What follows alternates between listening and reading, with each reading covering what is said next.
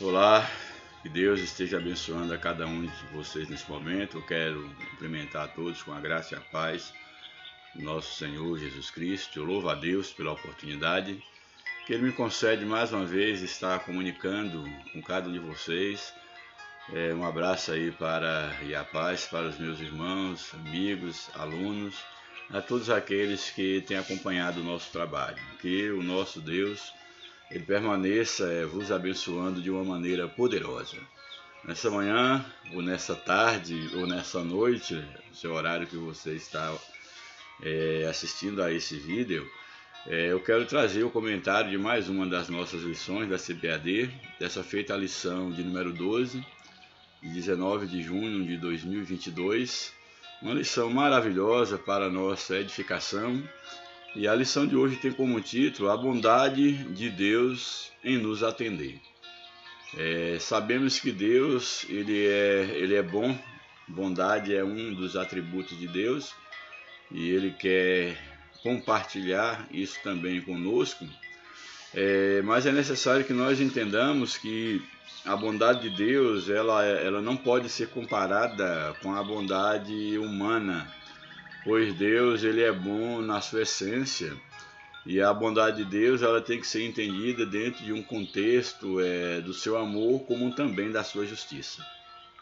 Por isso nós temos que estar atentos ao analisar a bondade de Deus em nos atender. Deus é bom em todo o tempo, porém a bondade de Deus não significa uma leitura segundo a ética humana do que seja bom. Porque na maioria das vezes nós não sabemos o que é bom para nós. Às vezes aquilo que aparentemente nós imaginamos como um bom não é necessariamente bom, pode nos trazer um grande mal, um grande prejuízo. Daí a necessidade de nós analisarmos o que é a bondade de Deus segundo a palavra de Deus. Louvado seja o nome do Senhor. Portanto, vamos ao tema. Aí o textuário da lição nos diz o seguinte: se vós, pois, sendo maus, sabeis dar boas coisas aos vossos filhos, quanto mais vosso Pai que está nos céus dará bens aos que lhe pedirem. Ou seja, o texto aqui está colocando que o homem ele é mau por natureza, e isso por causa do pecado. Quando eu digo pecado, estou falando do pecado original, o pecado o qual acabou contaminando toda a raça humana. E há um contraste que se deve fazer entre a situação do homem e Deus. E é interessante que o texto aqui ele faz essa menção aqui no livro de Mateus. Jesus ele afirma que se nós sendo maus, nós damos boas dádivas aos nossos filhos, boas coisas aos nossos filhos, quanto mais o nosso Pai que está nos céus, que é o sumo bem. Isso é muito importante porque mostra aqui que Deus de fato ele nos ama, ele cuida de cada um de nós e nós devemos descansar no amor de Deus, porque se nós que somos seres humanos, falhos, que somos maus por natureza, nós sabemos dar aquilo que nós julgamos ser bom para os nossos filhos, quanto mais Deus que nos conhece, que nos criou, que sabe, conhece o nosso presente tanto quanto o nosso futuro. Ele certamente ele fará o que é melhor para cada um de nós. Ele dará a cada um de nós aquilo que é melhor segundo a sua presciência. Aí o texto áureo nós então temos aí no livro de Mateus 7, verso 11, que ele vai reaparecer aí na leitura bíblica em classe, dentro de um contexto maior.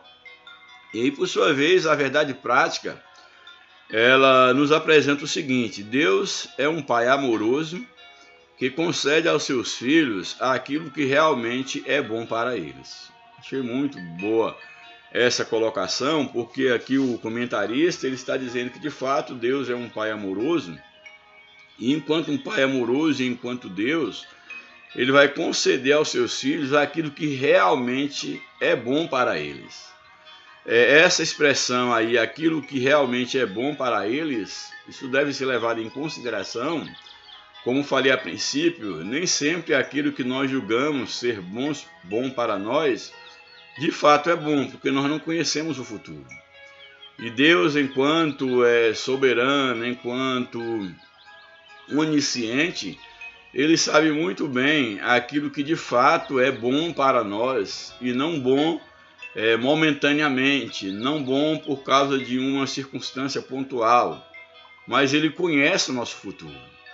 Então o que o texto está dizendo é que de fato Deus, Ele é bom, dentro do seu amor, da sua misericórdia, Ele dará aos seus filhos aquilo que realmente é bom para eles. Que você fique com essa advertência aí no teu coração, que Deus dará aquilo que é bom, mas aquilo que Ele vê, segundo a sua ótica, que realmente é bom para nós. E nem sempre a leitura que nós temos do que é bom, necessariamente é a leitura de Deus, daquilo que é bom para nós, porque Deus conhece o nosso futuro.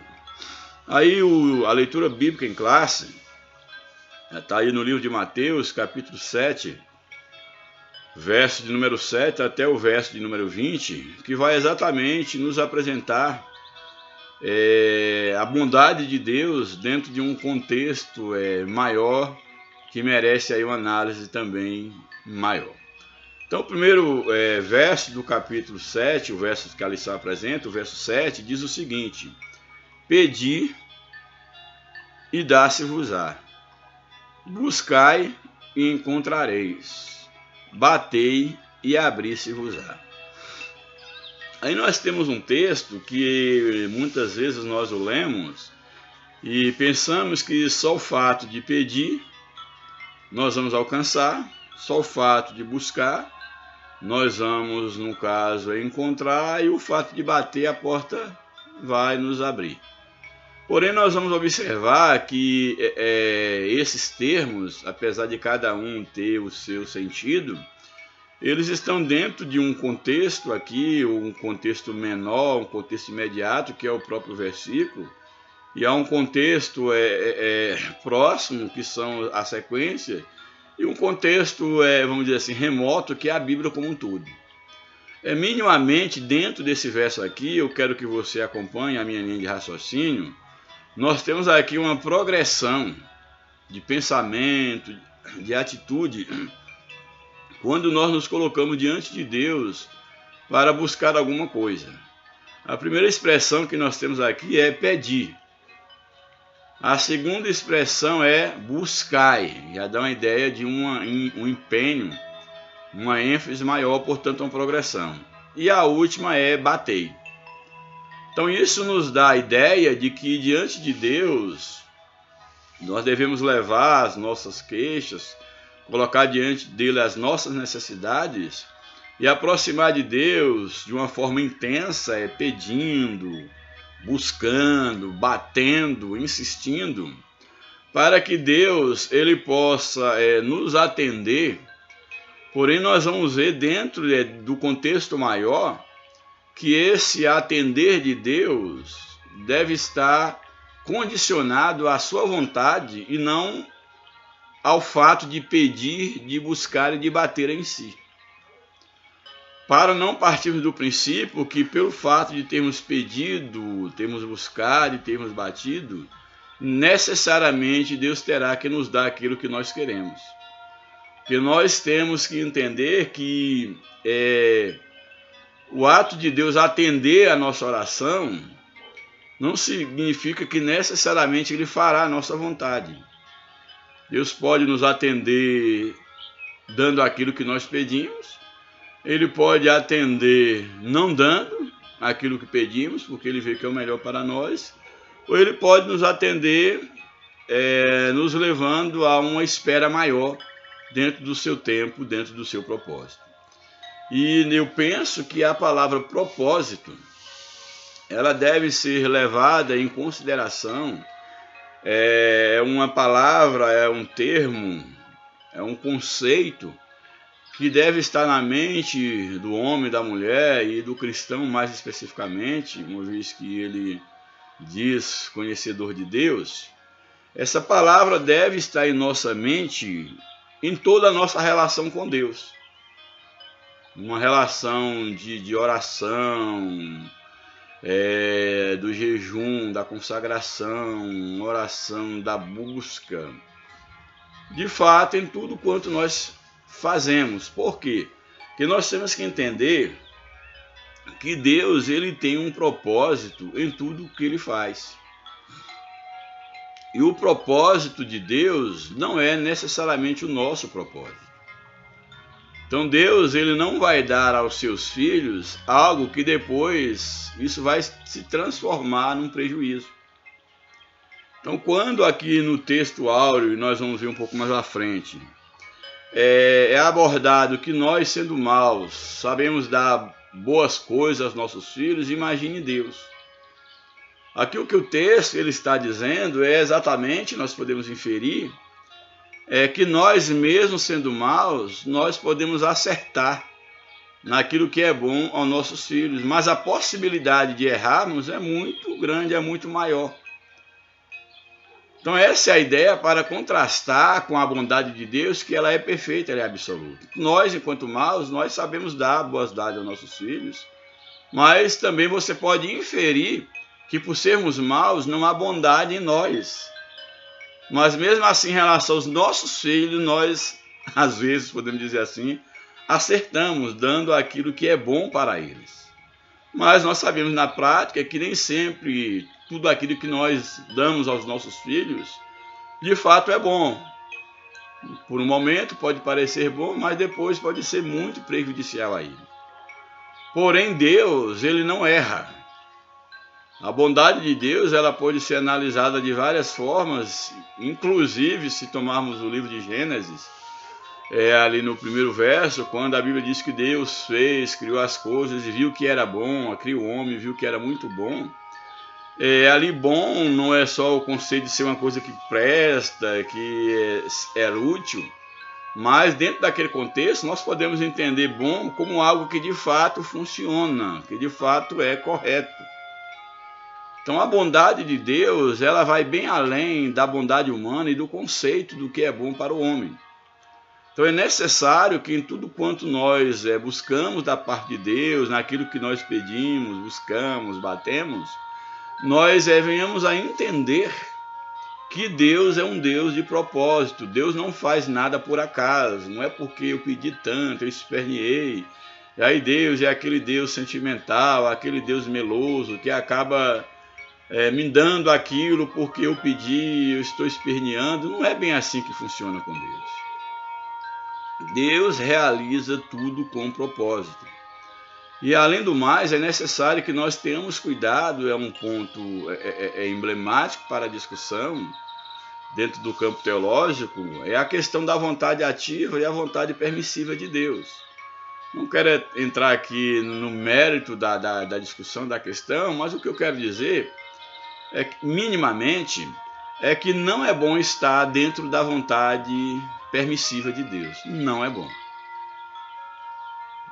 O melhor é estar dentro da vontade ativa de Deus. E a vontade ativa de Deus reflete exatamente os seus propósitos. Então pense muito bem nisso. Quando você estiver pedindo, buscando, batendo a porta de Deus, nunca deixe de levar em consideração a pedir a Deus que faça segundo a sua vontade, porque Ele tem um propósito para tudo. Que por mais que você queira algo, não seja a tua vontade que seja realizada, mas que seja sempre a vontade de Deus. Porque a Bíblia nos ensina que nós devemos pedir a Deus, mas sempre segundo a sua vontade.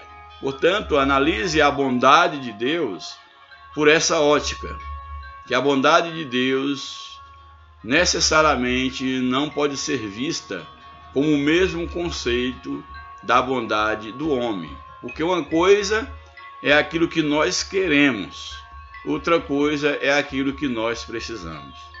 É bem melhor buscar a Deus para que Ele venha nos dar o que nós precisamos do que o que nós queremos. Certamente você já teve experiência de querer algo, querer e fazer acontecer, e Deus até permitir, e depois você perceber que de fato você estava errado. seria melhor não ter tido isso que aparentemente era algo bom, era uma bênção para a tua vida, tua família, suas decisões, etc. Bem, então o texto, voltando ao texto, ele vai dizer: pedi e dá-se-vos-á, buscai e encontrareis, batei e abri-se-vos-á. Da ideia da progressão na busca e uma ideia da insistência que devemos ter diante de Deus. Aí o verso 8: porque aquele que pede, recebe, o que busca, encontra, e o que bate, se abre. Essa é uma verdade? Sim. Porém, o que nós temos que entender é que quando o texto diz que o que pede, recebe, nós temos que estar preparados para receber de Deus aquilo que Ele julga ser bom, e não aquilo que nós julgamos ser bom.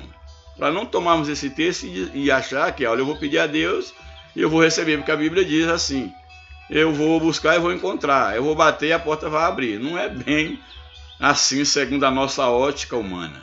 Não é bem assim.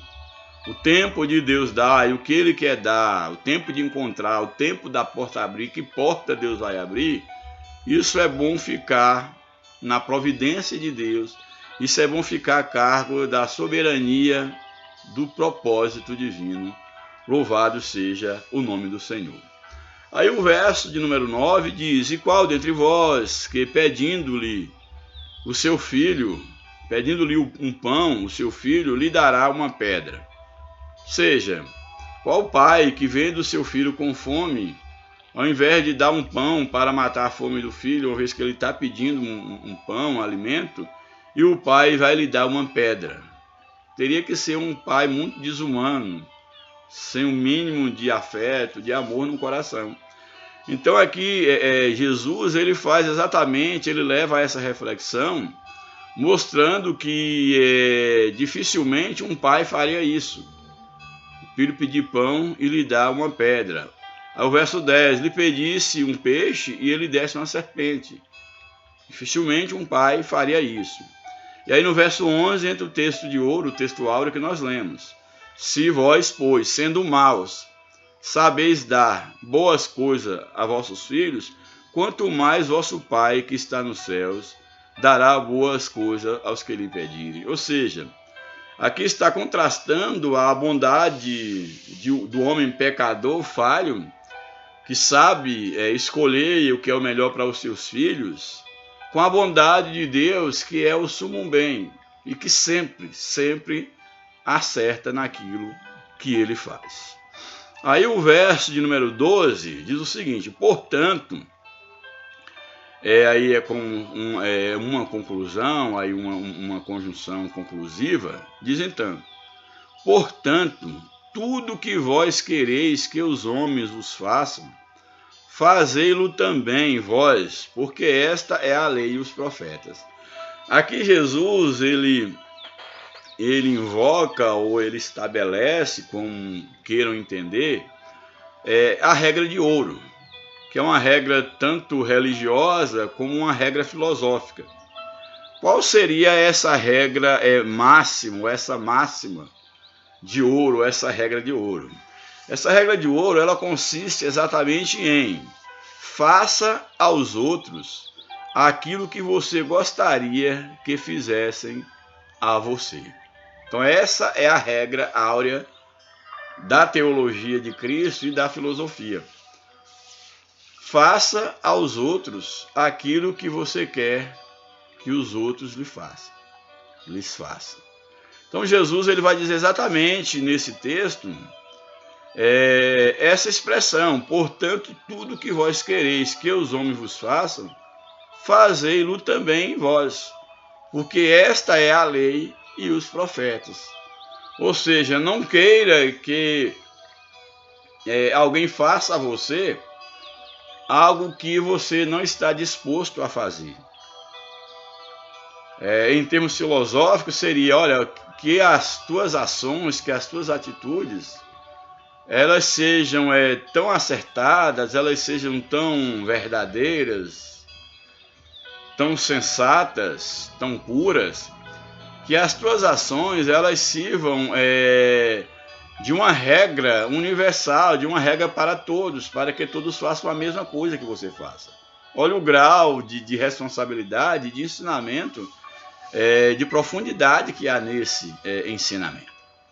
Então Jesus ele vai abordar exatamente isso, que devemos fazer aos homens aquilo que nós queremos que eles façam a nós.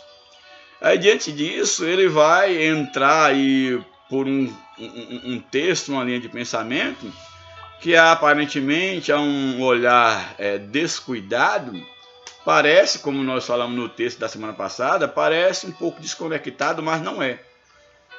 Aí Jesus ele volta ao conceito do relacionamento do homem com Deus, para pedir a Deus, encontrar, quanto à questão de Deus nos atender, da bondade de Deus nos atender, e ele vai apresentar critérios que nós devemos estar enquadrados para entendermos a verdadeira bondade, a bondade de Deus. Aí no verso 13 ele diz o seguinte, olha, entrai pela porta estreita. A ideia de entrar pela porta estreita é exatamente de não vivermos num mundo da fantasia, achando que Deus está à nossa disposição, ao nosso bel prazer, independente da sua soberana vontade e dos seus propósitos. Entrar pela porta estreita é exatamente entrar dentro da vontade de Deus. Entrar pela porta estreita é exatamente ir de encontro à nossa vontade. É você desejar algo do profundo do seu coração, mas mesmo assim você dizer, Senhor, faça a tua vontade. Que não seja a minha, não seja como eu quero, não seja com as facilidades que eu gostaria de ter, mas que seja feita a tua vontade, ainda que essa seja um não. Então que o texto, e é claro, há um contexto bem maior de profundidade de aplicação desse texto, mas o que nós percebemos dentro do texto, olha, entrai pela porta estreita, porque larga é a porta e espaçoso o caminho que conduz à perdição, e muitos são os que entram por ela. Aqui nesse texto, a porta larga significa toda a facilidade que os homens têm, segundo a sua ótica, para viver em sociedade, e que muitas vezes eles acham que vão ter um relacionamento com Deus.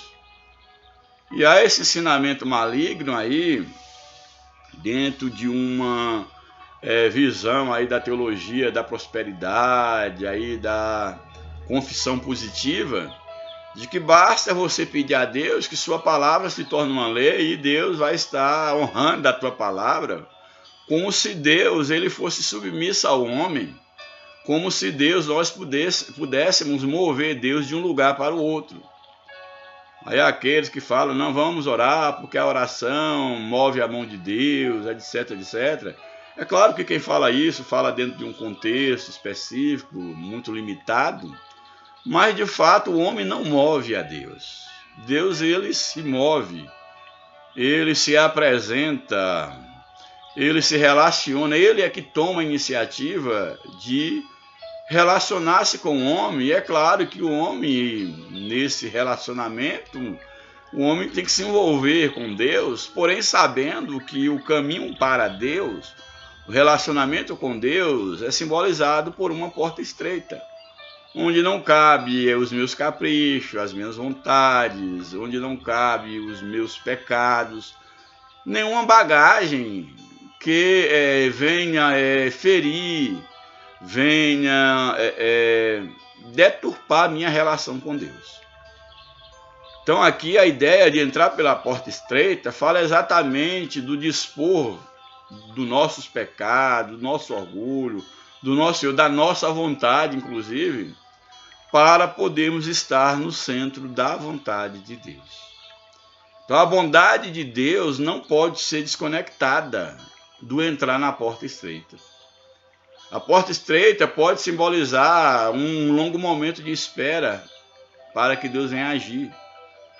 Pode significar um não, porque a vontade de Deus é sempre a melhor para nós. E geralmente a vontade de Deus não é a nossa vontade. Portanto, entrai pela porta estreita, porque larga é a porta e espaçoso o caminho que conduz à perdição. Aí perdição em todo sentido falando. A perdição maior, que é a perdição eterna, mas também a perdição de direção, a perdição da família, a perdição da paz, da alegria, a perdição de tudo aquilo que o pecado, que a porta larga, ela pode proporcionar a alguém que entra por ela. O verso 14. E porque estreita é a porta, e apertado o caminho que leva à vida, e poucos há que encontrem. Então aqui o texto está fazendo esse contraste entre a vida com Deus e entre a vida sem Deus, sem o propósito de Deus. Uma é larga, caminho espaçoso, mas conduz à perdição eterna. A outra porta é estreita, o caminho é apertado e poucos conseguem passar por ela. Por quê? Porque exatamente nessa porta estreita, que é o relacionamento com Deus, tem que ser apenas você, de fato, na sua sinceridade, despido de qualquer pretensão de superioridade, de merecimento. Essa é a forma de você aproximar-se de Deus, se despir de tudo aquilo que você julga ser mérito para merecer Deus. Agora também eu chamo a atenção que quando o texto fala que a porta é estreita, a porta é apertada e o caminho também que leva a Deus é estreito, a porta é estreita, o caminho é apertado, isso não quer dizer que não há possibilidade de passar por ela. Pelo contrário, a porta ela é estreita e ela tem o tamanho exatamente que você precisa para passar. E o relacionamento, o tratamento de Deus com cada um de nós, ele é particular, ele é individual. Então não queira nem enlarguecer, nem estreitar a porta, porque nessa porta que é Deus, que é Cristo, ela terá exatamente o tamanho que você precisa, que Deus quer, e é o que você precisa para passar por ela. Então não queira medir o teu relacionamento, não queira medir o tamanho da porta que você vai entrar pelo relacionamento do outro. A porta aqui é no sentido metafórico. Sabemos que a porta é Cristo.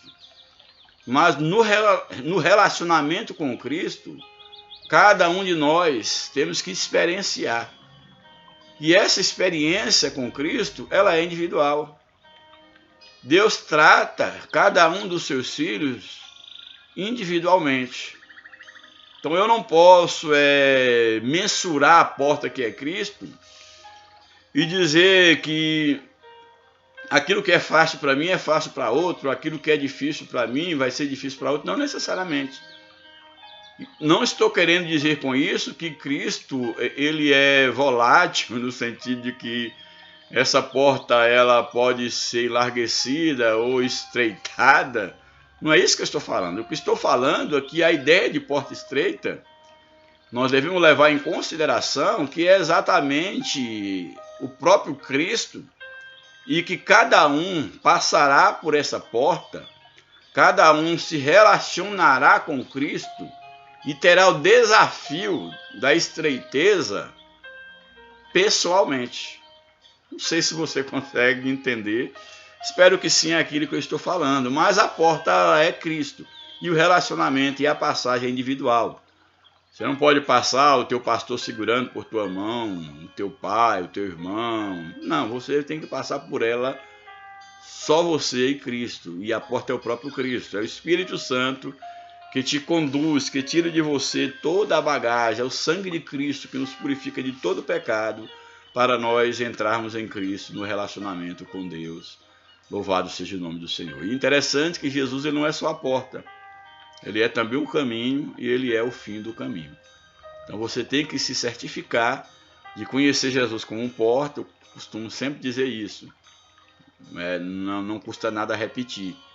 Você tem que certificar se você teve um encontro com Jesus enquanto porta está nele enquanto caminham e está nele para chegar na vida eterna, que é o final desse caminho. Louvado seja o nome do Senhor. E aí o verso de número 15, ele diz: acautelai-vos, porém, dos falsos profetas, que vêm até vós vestidos como ovelhas, mas interiormente são lobos devoradores. Olha, o que o texto está colocando aqui, por que essa expressão dentro desse contexto? Nós vemos que o texto está falando da bondade de Deus, do buscar, do pedir. Aí de repente apresenta a porta estreita e a porta larga, e já deixando claro que a porta estreita é Cristo. E diante disso ele fala para para cautelarmos em relação aos falsos profetas, que vêm com a aparência vestidos de ovelha, mas no interior são lobos.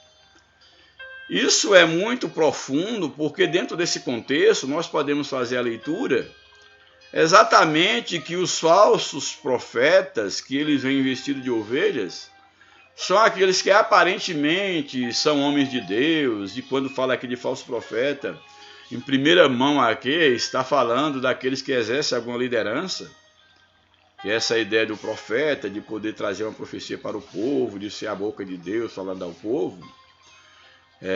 E você pode ser profeta dentro do seu contexto, ser usado por Deus, mas quando fala do falso profeta e anteriormente, está apresentando porta estreita e porta larga, caminho apertado e caminho largo, isso é exatamente a ideia aqui do falso profeta, é exatamente aquele que oferece para os homens a porta larga, o caminho largo. O caminho da facilidade, daquilo que é bom aos nossos olhos.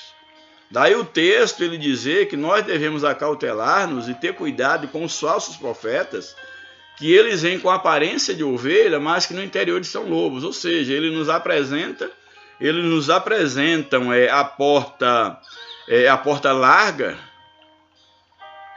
com a finalidade exatamente de levar o homem a afastar-se de Deus. Então ele apresenta a porta larga, apresenta esse caminho que é largo para se passar, porém a realidade é exatamente que eles, no seu interior, são lobos, ou seja, eles são maus. E esse caminho mau, esse caminho largo, essa porta larga, nos levará à perdição. Que é exatamente o que o texto está dizendo, que larga é a porta e espaçoso é o caminho que conduz à perdição. E quem oferece essas facilidades para o cristão, e hoje, infelizmente, estamos num contexto de muitos cristãos que estão entrando pela porta larga da facilidade da religião, as facilidades que muitas lideranças, muitas teologias estão oferecendo. E essas teologias da porta larga são exatamente teologias caminho apontado pelos falsos profetas, que vêm com a aparência de ovelha, mas não passam de lobos devoradores, que têm a intenção de devorar a igreja, devorar aqueles que querem servir a Deus. Porém, os verdadeiros cristãos, eles têm que ser instruídos que a única porta pela qual você deve entrar não é o homem, não é a religião. A religião tem o seu valor, sim, mas a porta que você deve entrar é por Cristo. A bondade que você vai experimentar é entrando pela porta estreita, pelo caminho apertado. Aí sim você vai experimentar esse relacionamento com a bondade, com a direção divina. Louvado seja o nome do Senhor. Aí o verso 16, muito importante, diz o seguinte: por seus frutos os conhecereis. Porventura colhem-se uvas dos espinheiros ou figo dos abrolhos? O que o texto está colocando, ele vem exatamente ao encontro do que está no verso 15 e nos demais versos, que alguém vem vestido de ovelha, mas no interior ele é lobo. E aí o texto está apresentando, Jesus está apresentando que é pelo fruto que se conhece o verdadeiro. Pelo fruto é que se conhece o verdadeiro profeta, o verdadeiro servo de Deus. Ou seja, não basta ter aparência. Não basta ser uma árvore frondosa, bonita à vista e não dar fruto. Porque a Bíblia diz que a árvore que não der fruto, ela será cortada, ou seja, ela será afastada de Deus. Então isso aqui é muito sério, que a bondade de Deus, ela não consiste na aparência de uma bela árvore que tem muitas folhas frondosas, mas que não produz fruto. O que Jesus deixa bem claro aqui é que pelos frutos é que nós vamos conhecer o que é o verdadeiro. O que de fato é bom, o que de fato é verdadeiro, nós conheceremos pelos frutos. É pelo fruto que eu conheço o profeta. É pelo fruto que eu conheço o homem e a mulher de Deus. É pelos frutos que eu conheço a bondade de Deus. Louvado seja o nome do Senhor. E ainda mais importante é que lá no livro de João, capítulo 15, a Bíblia diz que a árvore na qual nós devemos estar enxertados para dar frutos é Cristo. Então a responsabilidade de darmos frutos segundo Deus não é por nossa própria capacidade. O ramo não dá folha por si só, se não estiver enxertado numa boa árvore. E no nosso caso, espiritualmente falando, nós temos que estar em Cristo, porque ele diz, sem mim nada podeis fazer, louvado seja o nome do Senhor. Por isso que toda boa dádiva, todo dom perfeito vem de Deus, louvado seja o Senhor para sempre. Aí na sequência, então ele vai dizer que não se colhe bons frutos de uma árvore má. Não se pode colher uvas de espinho, fígado, de abrolhos, esse outro tipo de erva, de espinhos, podemos dizer assim. E o verso 17, assim toda árvore boa produz bons frutos, e toda árvore má produz frutos maus. Ou seja, aquele que é verdadeiramente cristão, profeta, aquele que verdadeiramente está em Cristo, ele necessariamente produzirá bons frutos, porque ele está inserido numa boa árvore. Então é isso que o texto está dizendo. Não tem como alguém dizer estar em Cristo e a sua conduta, a sua prática, testemunhar contra ele. Testemunhar contra aquilo que ele ensina ou ele tenta aparentar. Porque é impossível estar em Cristo e não dar bons frutos. Daí que o texto afirma de forma muito categórica exatamente isso. Não pode a árvore boa dar maus frutos. Se a árvore é boa, ela vai ter que dar bons frutos. Se a árvore é má, é mau, ela vai dar maus frutos, se ela é uma árvore má. E aí na sequência, o verso 19 diz o seguinte, toda árvore que não dá bons frutos, cortar-se-á e lançar-se-á no fogo. Ou seja, espiritualmente falando, todo aquele que aparentemente diz ser profeta, diz ser cristão, é um religioso, aparentemente se passa como homem e mulher de Deus, mas que de fato os seus frutos não testificam da sua vida com Deus, eles serão cortados, serão afastados eternamente de Deus e lançados na punição eterna. É isso que o texto está falando, sem nenhum rodeio. Então, experimentar a vontade de Deus não é exatamente querer que Deus ele cumpra os nossos caprichos.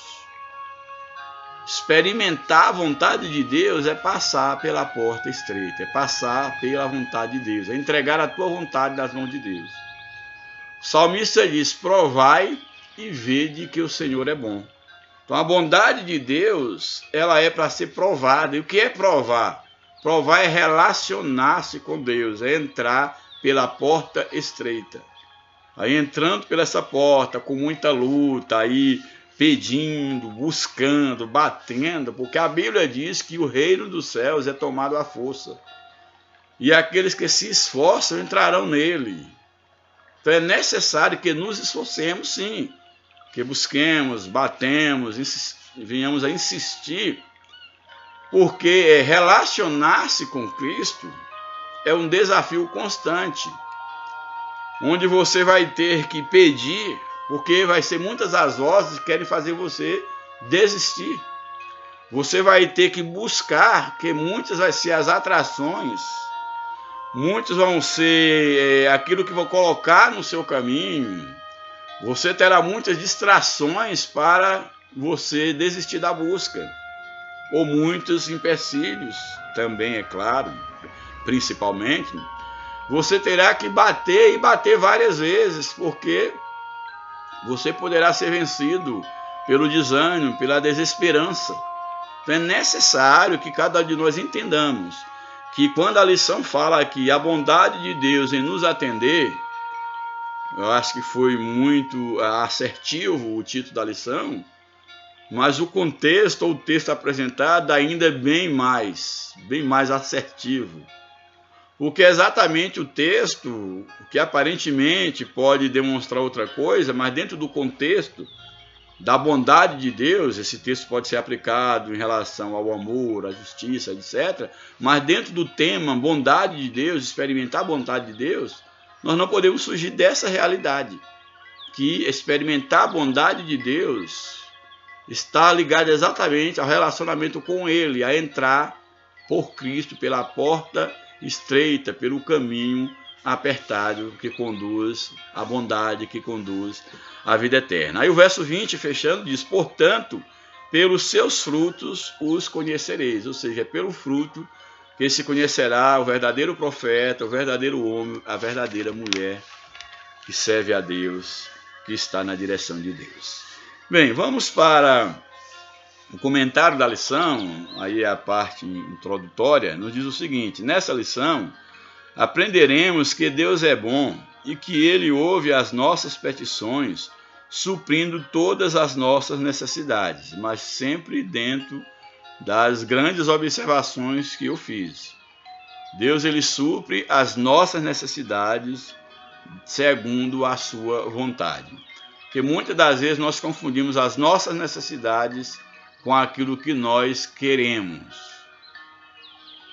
E necessidade aqui deve ser visto não necessariamente com aquilo que eu quero, o que eu julgo ter necessidade. Porque tem que se observar isso, que nós vivemos dentro do contexto aí de homem hipermoderno, que o homem está constantemente criando necessidades. Ele está fugindo das suas necessidades básicas, fundamentais, quanto à vida, à saúde, ao bem-estar, aquilo que é fundamental, e ele está criando necessidades.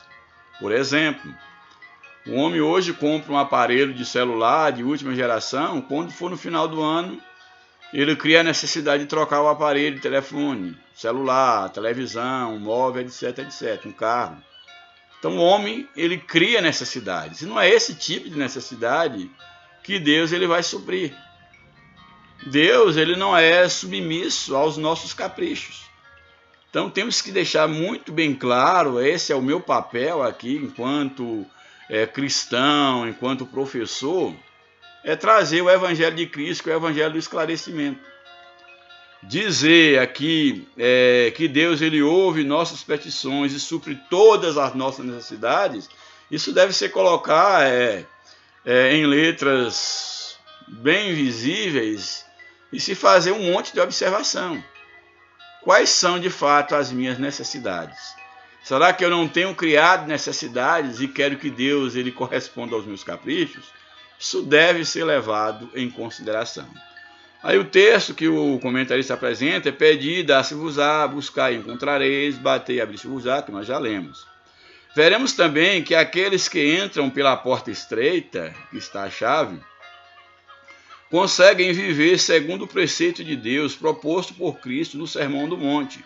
O Senhor é bom e aqueles que têm uma vida de comunhão com Ele e procuram viver cheios do Espírito Santo, examinando a palavra, não serão jamais enganados pelos falsos profetas. É o que nós já vimos dentro da leitura bíblica em classe, veremos aqui no discurso aqui da lição. Bem, primeiro tópico, a bondade de Deus. Primeira definição, primeiro subtópico, melhor dizendo.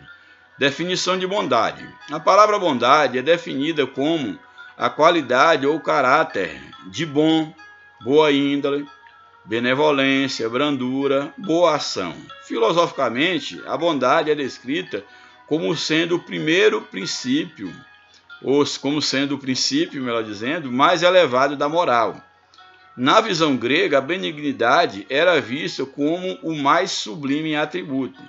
Assim, a bondade, no aspecto filosófico, é vista como um valor que é atribuído à ação de uma pessoa. Então, em termos filosóficos, a bondade enquanto uma virtude humana, ela fala exatamente dessa questão da boa ação, a questão da boa índole, de um bom caráter, e mais especificamente fala do princípio mais elevado da moral humana, sendo, portanto, o atributo, vamos dizer assim, o mais sublime que o homem pode desenvolver na sua vida seria a bondade.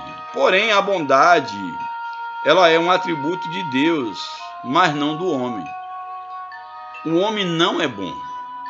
O homem pode desenvolver essa virtude porque Deus, como um sumo bem, esse é um dos seus atributos que ele quer compartilhar com o homem, que é a bondade, como ele quer compartilhar o seu amor, etc. Porém, bom, no sentido último da palavra, só Deus é bom. O homem não é bom, o homem é mau por natureza. Mas Deus quer resgatar no homem a sua bondade. O apóstolo Paulo declarou: porque eu sei que em mim, isto é, na minha carne, não habita bem algum. E com efeito, o querer está em mim, mas não consigo realizar o bem. O que Paulo está dizendo? Que por mais que o homem pense e queira fazer o bem, ele não tem força para isso, exatamente porque o pecado original alcançou a todos, e o homem é um pecador, e eu sou um pecador, não necessariamente, não, eu sou pecador porque Adão pecou, eu sou pecador porque eu peco mesmo, eu peco. Não adianta eu estar reclamando, mas porque Adão pecou, porque eu peco, então faça diferente. Jesus, ele nos capacita a vencer o pecado. Depende de cada um de nós nos colocarmos à sua disposição, debaixo da sua direção. Portanto, Paulo, ele reconhece-se agora, ele reconhece-se, melhor dizendo, que é um pecador, que não há nele a força para fazer o que é bem. Ao pecar, o homem se tornou um ser desprovido da justiça original e sem estima para as coisas santas relacionadas a Deus, passando a ter a tendência para o mal. O homem tem tendência para o mal e para as práticas imorais. Daí a razão da ênfase de Jesus para o novo nascimento. Por que precisamos nascer de novo? Deus nos fez perfeito. Deus nos fez com a sua bondade no coração. Porém, como eu creio no livre-arbítrio, nós escolhemos afastar-nos de Deus, e ao afastar de Deus nos tornamos maus. E agora é necessário que nós venhamos, através de Cristo, experimentar um novo nascimento, já que pelo pecado todos nós morremos nos nossos delitos e pecados. E estamos mortos. E o novo nascimento é exatamente a proposta de uma nova vida, de uma vida vivida segundo Deus, uma vida que expresse a bondade de Deus, a santidade de Deus, através de Jesus Cristo, que nos torna santo pela sua obra meritória. Bem, aí na sequência do texto, ao falar aqui do novo nascimento, somente entrando pela porta estreita e pelo caminho apertado, poderemos desfrutar da graça divina e ter a nossa natureza transformada para, de fato, fazermos o que é bom. Louvado seja Deus. É Cristo em nós. Segundo subtópico, a bondade de Deus no aspecto bíblico. Nas Escrituras Sagradas, a bondade é definida como a qualidade do que é bom. Deus é bom por natureza, por isso João disse que ele é amor e fonte de toda benignidade, de modo que podemos expressar que o real e verdadeiro bem é transcendente e está em Deus. Ou seja, Deus é o próprio bem e é a fonte de toda bondade. O texto de Mateus mostra a pergunta, em Mateus 19, versos 16 ao 26, quando um jovem rico, ele vem ter com Jesus e ele chama Jesus de bom. Jesus logo de cara diz, olha, não, bom só é um, que é Deus. Por que Jesus diz isso? Exatamente que era o Jesus homem, mostrando que o homem não é bom. Ele, enquanto homem, ele veio assumir a condição humana, mesmo que ele não pecou, mas ele mostrou que o homem não é bom. Por isso ele olha, não, o homem não é bom. Bom é só um, que é Deus. Mesmo porque aquele jovem também ele se achava bom, porque ele guardava os mandamentos, era todo um religioso, tudo certinho, mas ele não passou no teste de abrir mão, não é isso? Da sua confiança, que era nas suas riquezas, para poder seguir a Cristo. Ele não passou nesse teste. O tesouro dele era os seus bens, e não era Cristo o seu tesouro. Seu coração não estava em Cristo. Então, aí, falando desse episódio, o texto de Mateus mostra a pergunta do jovem rico a respeito da vida eterna. Bom mestre, que bem farei para conseguir a vida eterna? Olha o que ele está falando. Bom mestre, que farei? Eu posso fazer alguma coisa para conquistar, para comprar, para ter direito à vida eterna? Jesus falou, olha, ninguém é bom a não ser Deus. Ou seja, você não é bom, você não pode fazer nada de bom porque tu não é bom. Ou seja, ninguém compra a graça de Deus. Qualquer um que tentar aproximar-se de Deus com a intenção de comprar sua graça será rejeitado por ele. É isso que Jesus está dizendo. Então ele vem a Jesus, bom mestre, chama Jesus de bom. O que eu posso fazer de bom, o que eu posso fazer para adquirir a vida eterna, para conseguir a vida eterna? Então Jesus perguntou, por que me chamas bom? Jesus deixa claro ao jovem que a salvação não vem por meio de boas obras, e essas não de boas obras, se estas não forem acompanhadas pela fé e pelo amor. Não, ele diz, por que me chamas bom? E aí dentro do contexto ele vai dizer, não, só um que é bom, é Deus, o homem não é bom. A fé e o amor são implantados em nossos corações mediante a ação do Espírito Santo. Então é Deus quem libera a sua bondade ao nosso coração. É Deus quem de fato pode nos tornar pessoas boas, pessoas que de fato expressam Cristo na nossa vida. O terceiro subtópico, a bondade de Deus no aspecto teológico. Teologicamente, o termo bondade é amplo e envolve santidade, retidão, verdade, amor, benevolência, graça e misericórdia.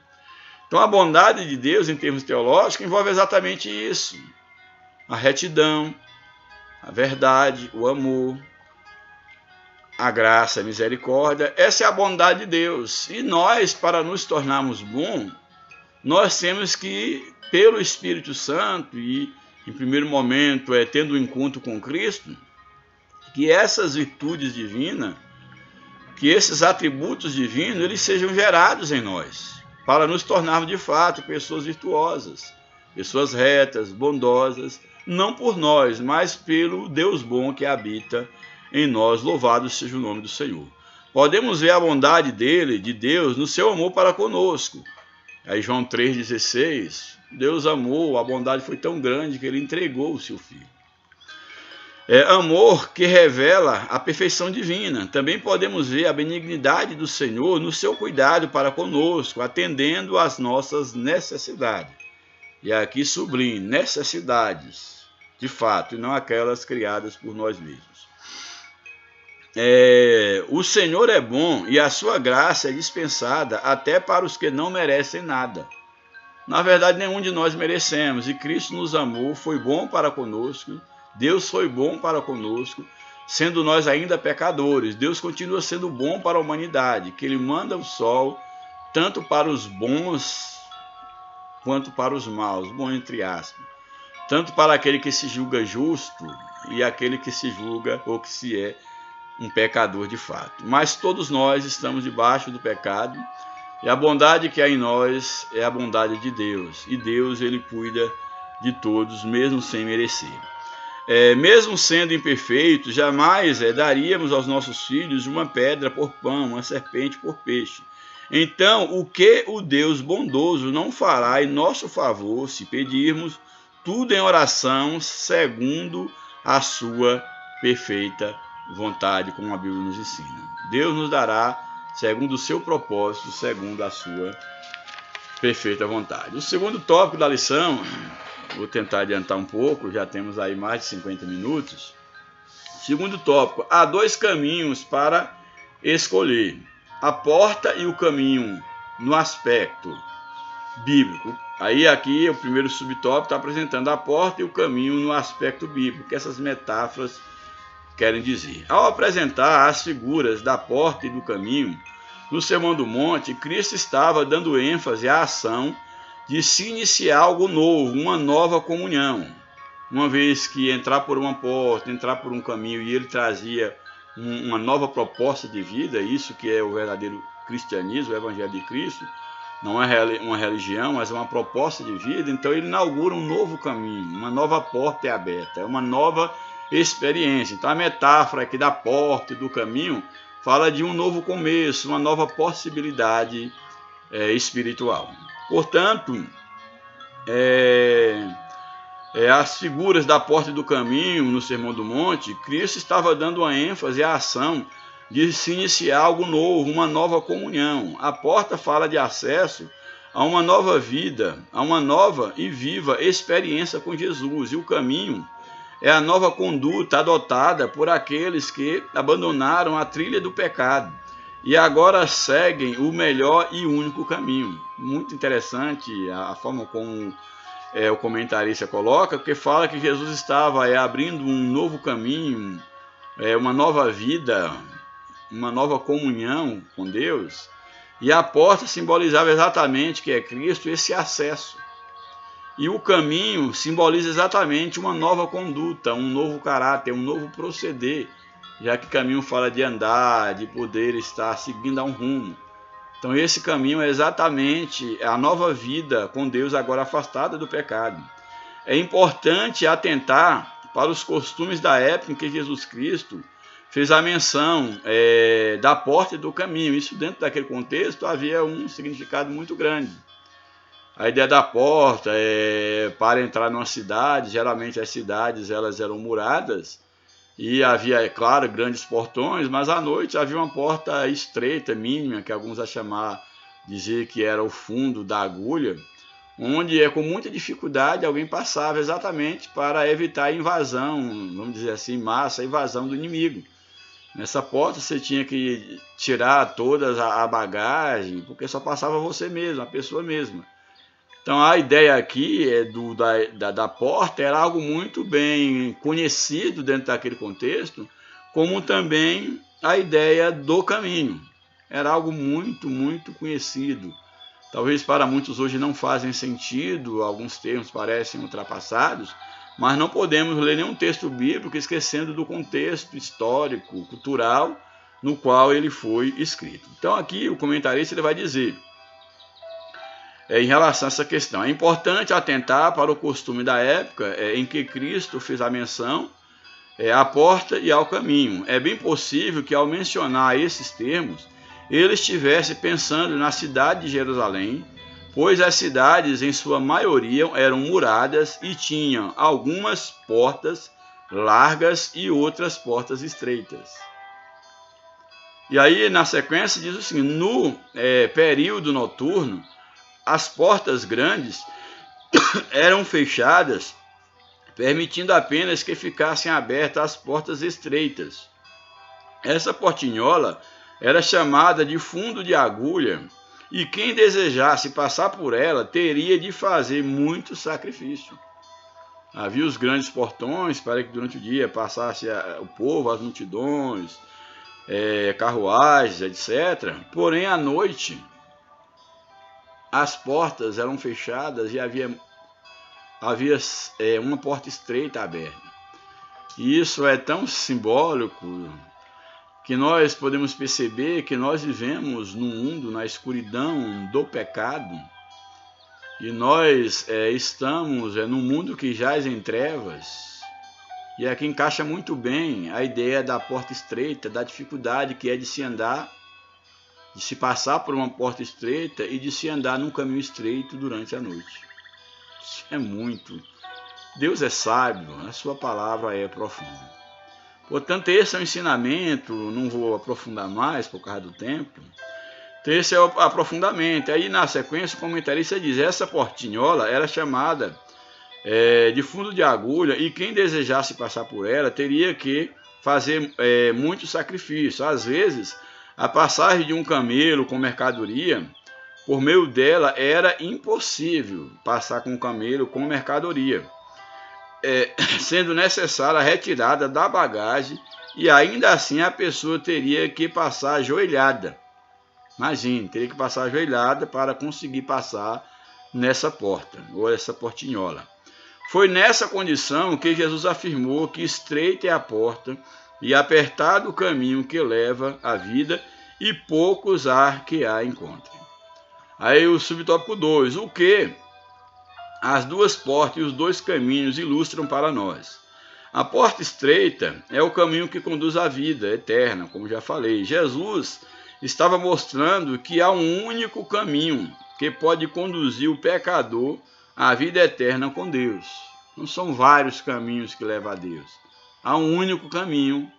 Ou você entra por ele, ou você caminha por ele, ou não. Mas o único caminho é Jesus. Os atos religiosos e as obras, as boas obras, não podem levar o homem ao céu. Somente a fé em Jesus Cristo poderá conduzi-lo à vida eterna com Deus. Louvado seja Deus. Certa vez, Jesus declarou, porfiai. O que é porfiar? É lutar, é esforçar, é brigar, passar por cima de tudo. Essa é a ideia de porfiar. Então, porfiai por entrar pela porta estreita, ou seja, faça esforço, passe por cima de você mesmo em primeiro lugar, dos seus desejos, vontade, e de tudo aquilo que quer te impedir de entrar pela porta estreita, que é Jesus. Portanto, porfiai por entrar pela porta estreita, porque eu vos digo, Jesus dizendo, que muitos procurarão entrar e não poderão. Muitos vão procurar entrar, não poderão. Por quê? No contexto atual, exatamente porque querem passar com a bagagem, não poderão passar com a bagagem. E no futuro, quando do arrebatamento da igreja, muitos vão buscar a porta, mas ela já estará fechada. Quando Cristo arrebatar a sua igreja, quando todo o propósito escatológico de Deus for cumprido em relação a Israel e ao homem, a porta estará então fechada para sempre. O verbo porfiar no grego significa esforçar-se com zelo extremo, empenhar-se em obter algo. Essa é a ideia. Isso fala do desejo daqueles que querem andar no caminho estreito, que anelam ter um caráter e uma vida eterna com Deus, que anelam ter um novo caráter e uma vida eterna com Deus. Isso nos leva a entender, eu estava conversando ontem com os meus alunos de teologia, mostrando que a vida com Deus ela não tem nada de lúdico, não tem nada de colorido, nada de bacana. A vida de Deus é no preto e branco. É um esforçar mesmo, é você ser violento contra o pecado, odiar o pecado, se esforçar. É você dizer não para os seus desejos, você se anular, lutar contra a sua própria vontade. Isso envolve esforço, porfia, que esse esforçar-se com um zelo extremo é empenhar-se para obter algo. Se você de fato quer entrar pela porta, andar pelo caminho que é Cristo, você vai ter que se esforçar muito. Mas há uma boa notícia para nós na Bíblia, é que Jesus diz que ele nos ajuda a andar. Ele diz que ao nós tomarmos o seu jugo, a ideia de tomar sobre vós o meu jugo, aqui parte do jugo está nos seus ombros. Ele nos ajuda, mas há um jugo e há um fardo para ser carregado. Não pense que a vida cristã não tem jugo, não tem fardo, ela tem sim. O jugo não é como o jugo do pecado, não é como o fardo do pecado. O jugo ele é leve, o fardo leve, o jugo é suave, mas não porque ele seja leve e suave em si, porque é um desafio, mas porque Cristo nos ajuda a levar. Porque Cristo de fato é quem nos capacita na caminhada ao lado dele. É ele que opera o querer quanto o realizar. O terceiro subtópico. a escolha entre os dois caminhos. Nesse mundo só há dois caminhos a serem percorridos, o da vida e o da morte. Só existem esses dois caminhos, como bem falou o profeta Jeremias. Infelizmente, a escolha de muitos é pelo caminho amplo, pois nele não há restrições, tudo é permitido. Então, caminho amplo, largo, não há restrições. Você pode dizer se tornar cristão, mas continuar do mesmo jeito, não ter nenhuma mudança, não ser confrontado, que é o que as pessoas hoje não querem mais. Infelizmente, as igrejas, as religiões já não fazem mais. As pessoas vêm, se acomodam, se tornam amigos dos crentes, se tornam cristãos nominais.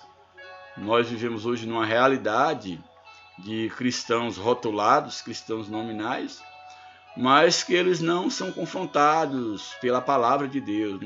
Não estou dizendo confrontados pelo homem. Não são confrontados pela palavra de Deus, pela santidade de Deus, pela nova vida que ele deve viver em Cristo.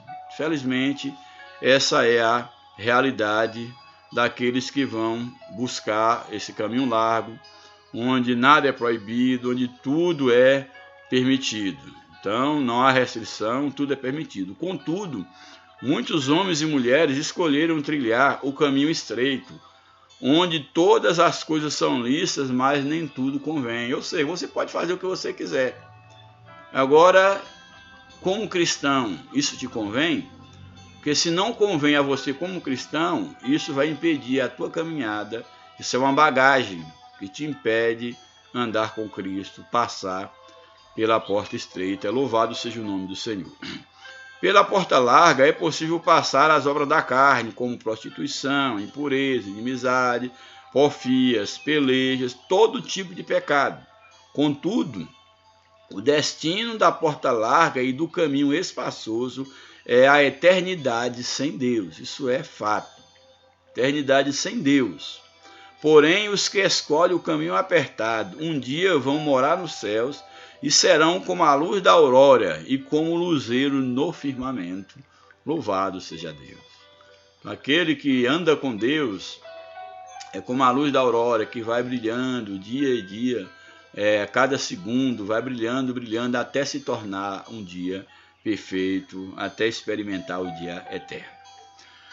E o último tópico da lição, a mentira dos falsos profetas. Primeiro subtópico, cuidado com as falsas aparências.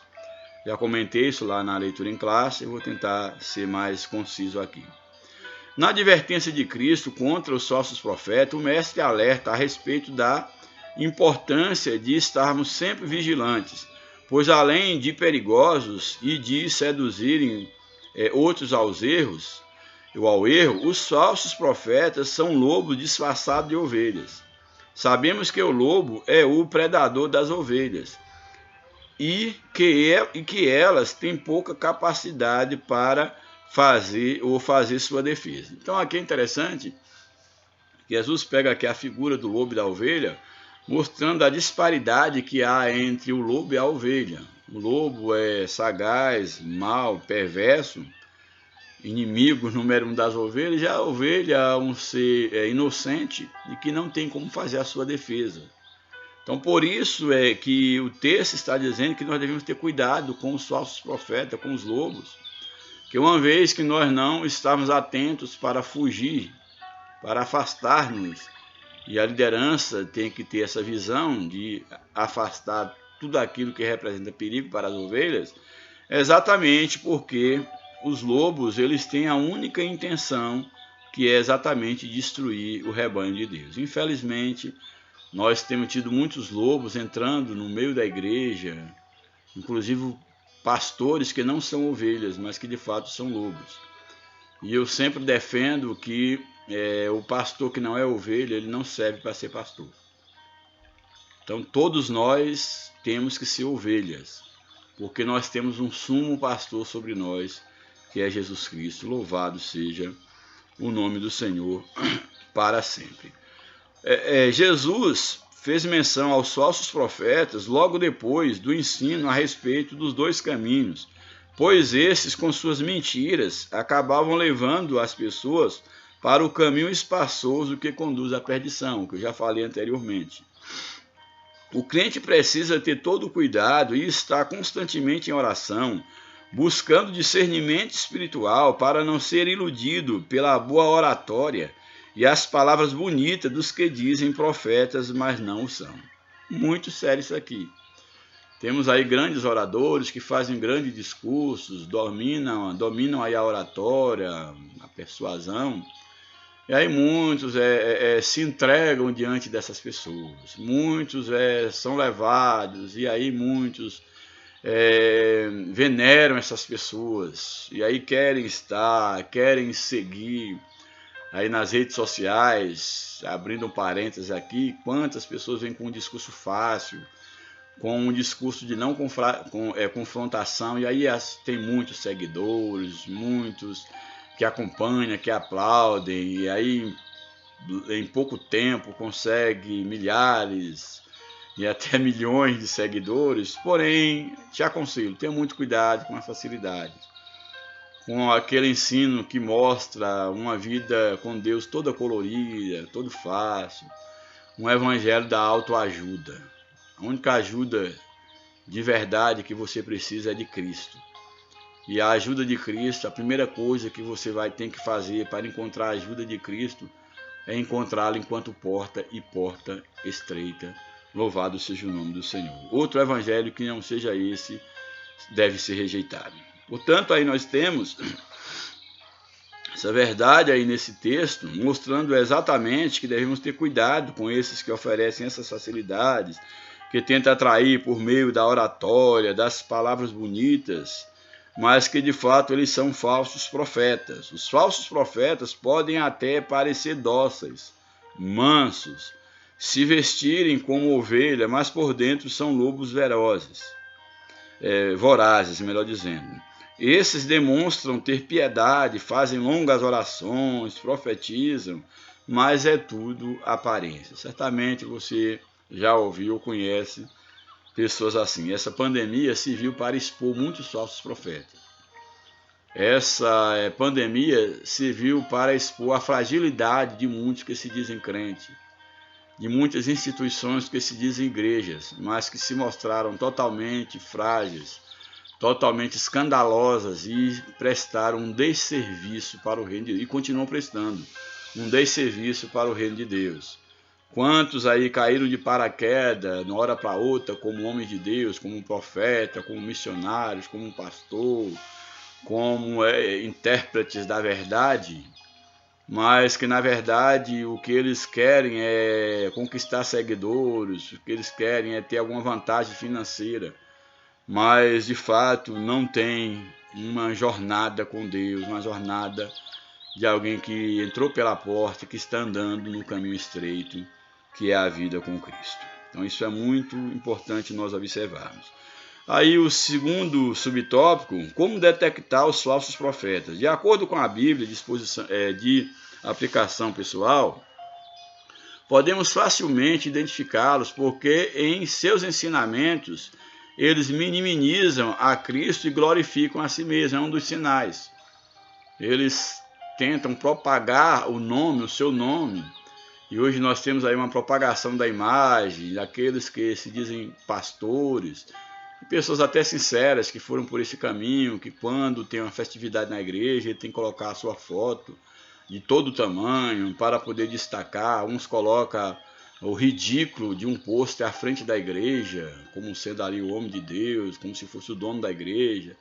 E aí todo e qualquer convite tem que colocar foto do pastor, da mulher, de tudo. Só falta colocar foto do cachorro, da casa, etc. Isso é ridículo. Ridículo. Isso é a busca da promoção pessoal.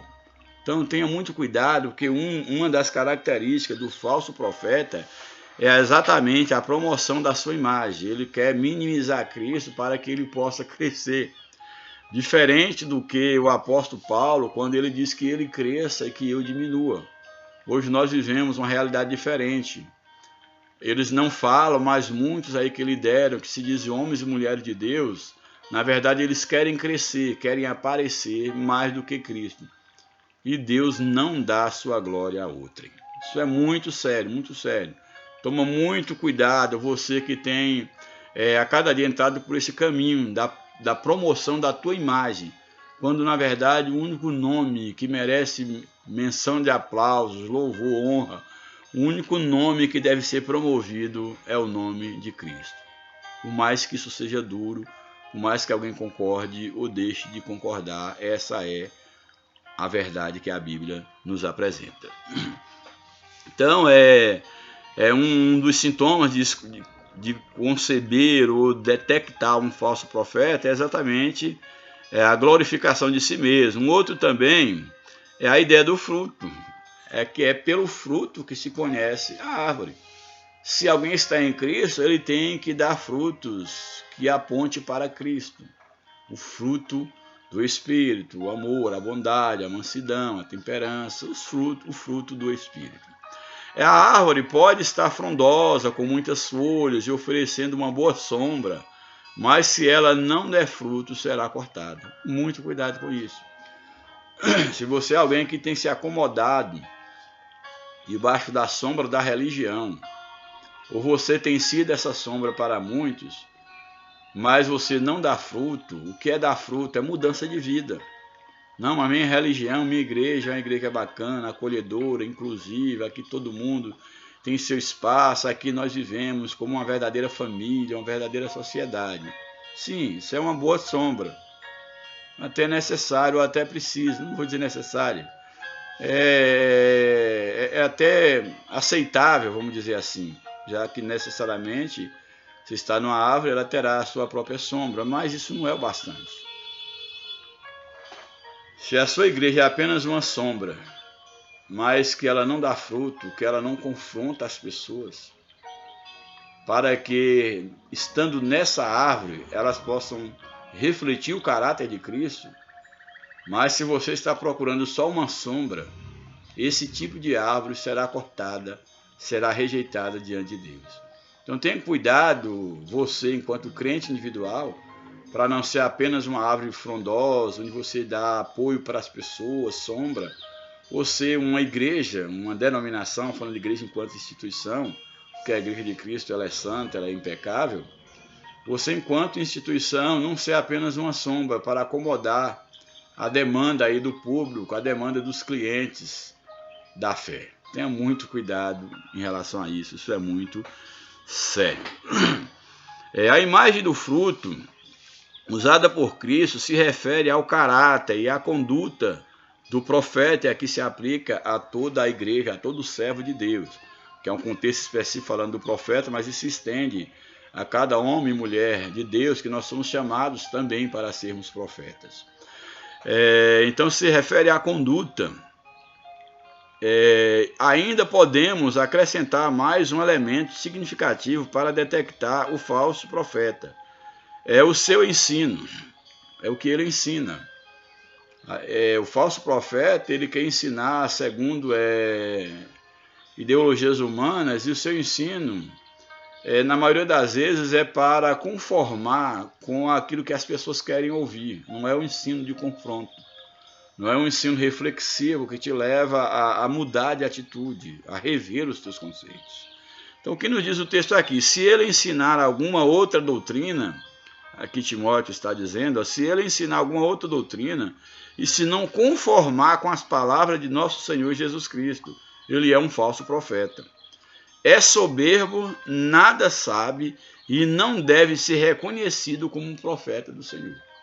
Aqui no texto aqui de Timóteo, está deixando bem claro o texto bíblico, 1 Timóteo 6,3, e a Bíblia de modo geral também aborda isso, que é o seguinte: se alguém, ao ensinar, ele não se ater apenas às coisas, às palavras que se conformam com as sãs palavras de Cristo, com o ensinamento de Cristo, que ele é soberbo,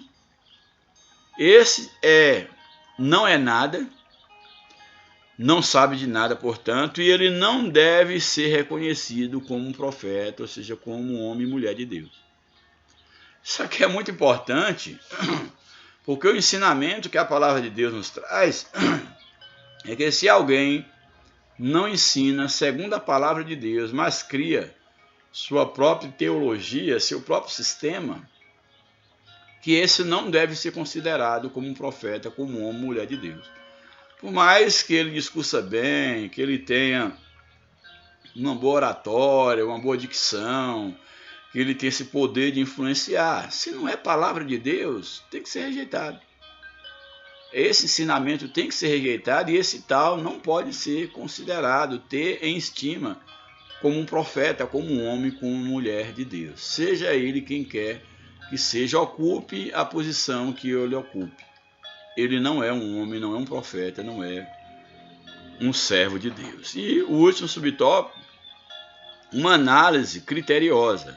Tanto no Antigo quanto no Novo Testamento, vamos encontrar muitos falsos profetas que se levantaram para tentar enganar os servos de Deus. Em geral, eles profetizavam somente aquilo que as pessoas desejavam ouvir e não se cansavam de dizer que foi o Senhor quem disse. Típico do falso profeta, que estuda o ambiente. Há muitos, inclusive, na atualidade, que pesquisa a vida da pessoa aí no Face, no Google, nas redes sociais, e aí depois vem profetizar exatamente aquilo que as pessoas querem ouvir. Isso é típico de um falso profeta e há de pagar um preço muito caro.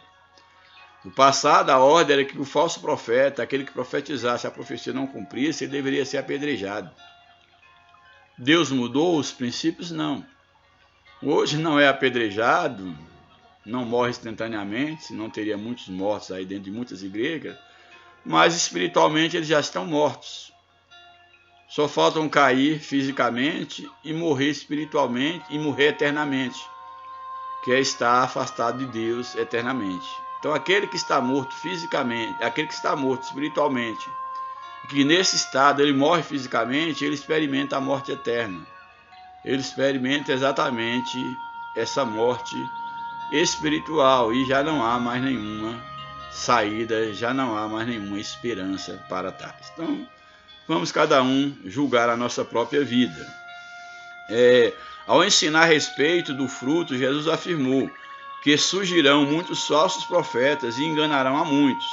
Por isso, precisamos vigiar para não sermos enganados. E Deus, ele veio nos ajudar de maneira poderosa, que nós tenhamos cuidado com aquilo que nós buscamos, com o tipo do evangelho que nós estamos entrando em contato. Que nós tenhamos cuidado com os falsos profetas, porque às vezes nem sempre é fácil, às vezes nós discernirmos pela aparência. Muitos vêm com aparência de santidade, mas nós devemos buscar a direção divina, porque o Espírito de Deus é quem nos dá a capacidade de discernirmos entre o certo e o errado, entre o verdadeiro e entre o falso. E por fim, a conclusão da lição. A Bíblia revela que Deus é bom e que ele partilha a sua benignidade com suas criaturas, cuidando delas, quer sejam boas, quer sejam más. Ele não somente providencia as coisas materiais para nós, mas em especial a nossa salvação. A salvação é o resultado da graça e do amor do Pai. A salvação é o resultado da bondade de Deus, esse favor imerecido. Estejamos sempre alerta, pois existem aqueles que querem macular e adulterar os ensinos de nosso Salvador, Jesus Cristo. Então estejamos sempre alertas para não sermos enganados aí pelos falsos profetas, falsos líderes, falsos pastores, falsos homens e mulheres de Deus. E que nós possamos, de fato, experimentar a verdadeira comunhão com Deus, que nós possamos, de fato, desfrutar da bondade de Deus, que nós possamos entender o que é, de fato, a identidade de um cristão, em que consiste, de fato, a nossa identidade cristã, em que consiste de fato uma vida com Deus, que nós possamos entender de fato que a bondade de Deus em nos atender é a partir dos critérios estabelecidos por Ele mesmo e não por nós. Que Deus nos ajude, que Deus nos abençoe, que o Espírito de Deus continue falando profundamente ao vosso coração, Oreis por nós e que a bênção de Deus esteja sobre você, sobre sua vida e sobre a sua família, em nome de Jesus. Amém.